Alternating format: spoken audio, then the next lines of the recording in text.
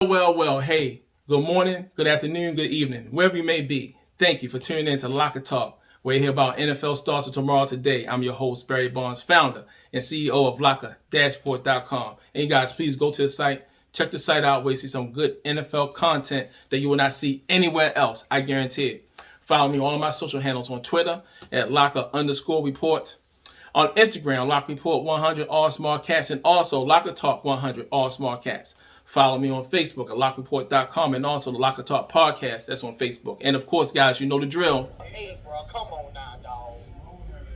Come on, man. Yes, come on, man. Go ahead, subscribe. Go to YouTube right now and subscribe to this channel where you'll see some good NFL content in this great video format when we breaking down some good stuff for the good old NFL. So you guys know I'm all fired up, all pumped up. And a lot of things that has transpired since the last time we did the show. And we know that we was already had the honor and privilege to cover Super Bowl 56. That was a good Super Bowl to watch. Everyone enjoyed it. We know that some NFL regional combine players walked away, 5 in particular, or walk away as NFL champions. And after that, we're moving right into the evaluation process. And the process heavily this year for, you know what?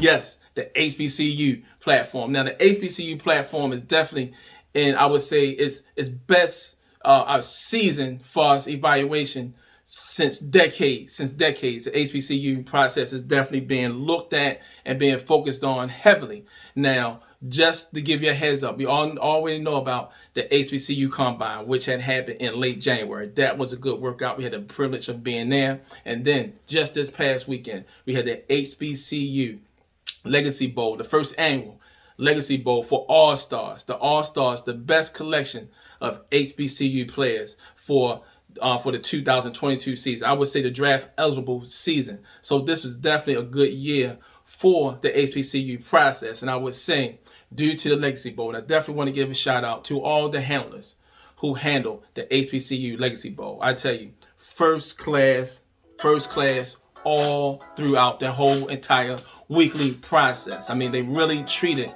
the HBCU players as if they were from a Power 5 conference. They had meetings, they had also workshops. They would cater to them, had a great hotel facility for those guys to be at, also shared more things, had a lot of interaction with former HBCU superstars like, the Doug Williams of the world. These guys were there to input into these young men that inspire to have NFL careers, and it was really great to put them in the atmosphere. We also had the solid quarterback currently in the NFL, former MVP, Super Bowl champion Patrick Mahomes, as he was there being honored. We had some great guys there like Mel Blount, Hall of Famer for Southern. He was there. The list goes on and on of solid HBCU players that had done great, solid careers in the NFL, and they was there to impact these young men.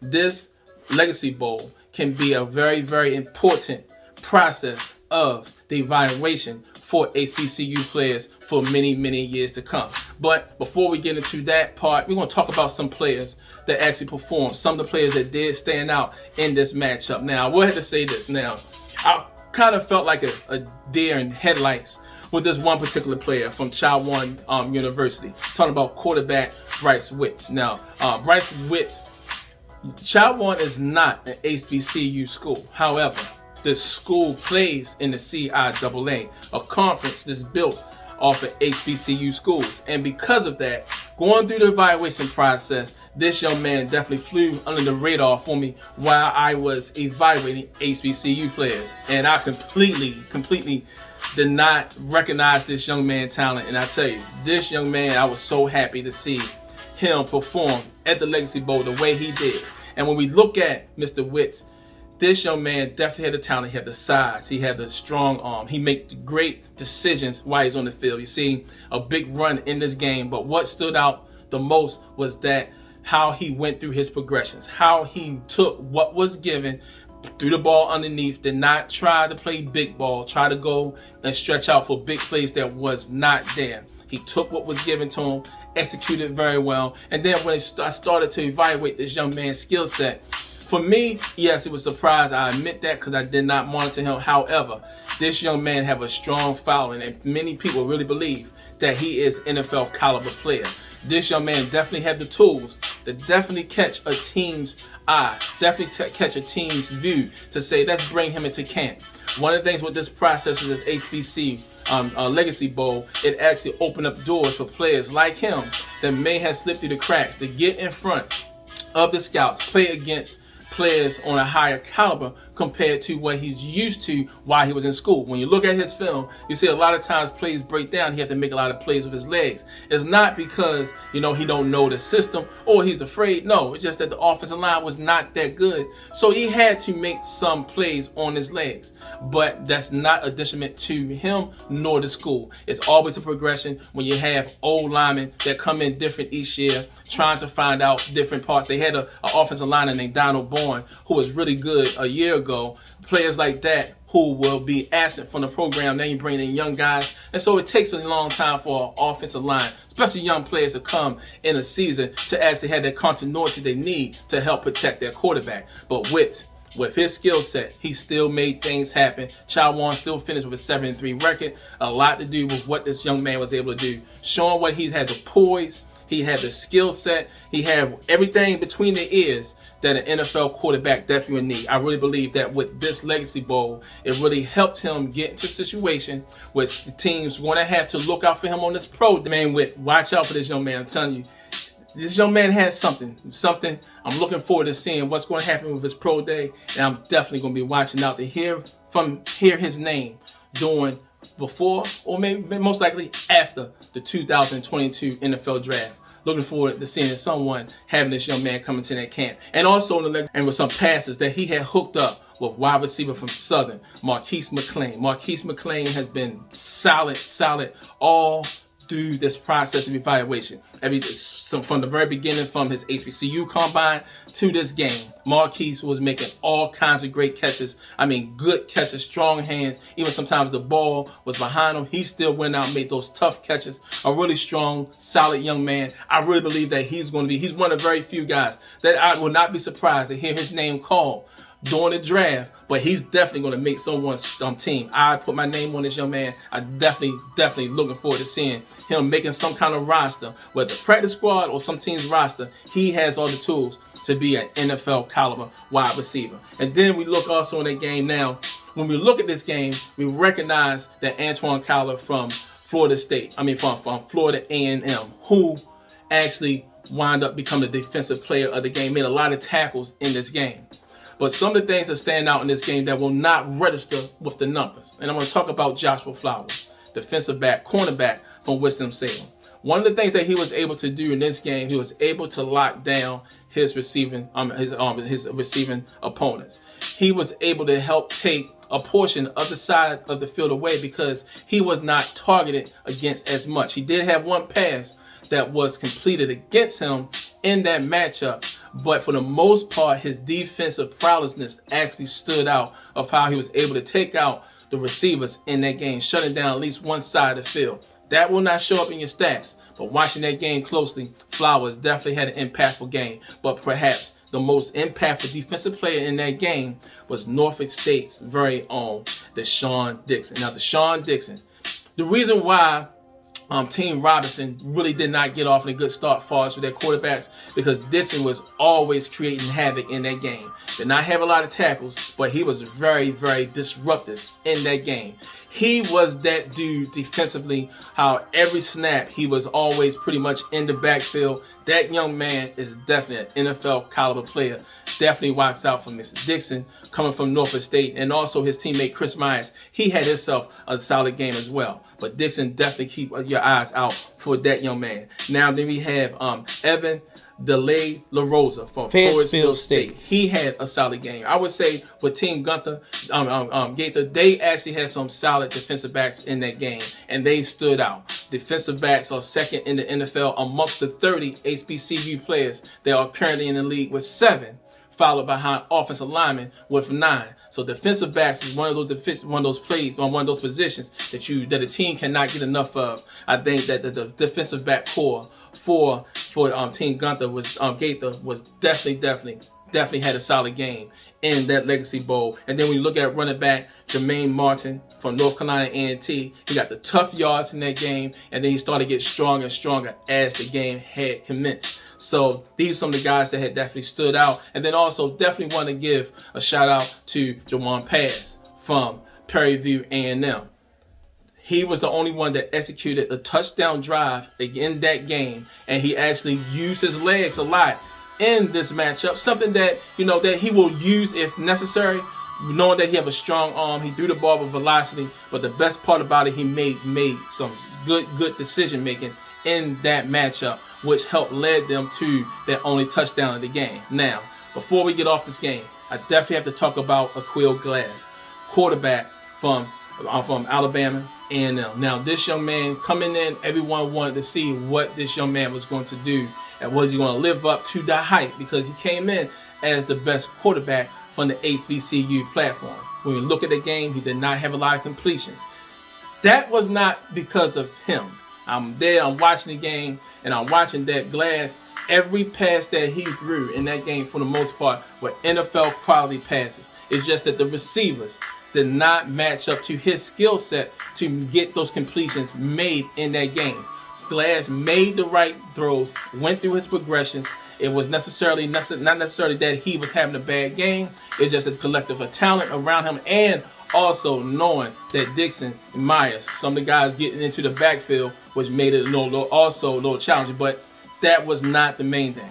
He actually had opportunity to throw the ball. He threw the ball. It's just that when you have receivers sometimes slowing up right here on the pass, when you got to run through that to make the catches. This is what NFL scouts want to see. And when you have receivers not doing that, it makes them look bad, make the quarterback look bad. But I got my eye on that quarterback. Glass had himself a solid game. It just, unfortunately, it didn't result in 2 completions, and that was not his fault, guaranteeing that game. So definitely watch out for the game. Now, when we look at that game, the Legacy Bowl, and as I was talking, how the Legacy Bowl is going to be a major process as far as evaluation for HBCU schools, along with the HBCU Combine.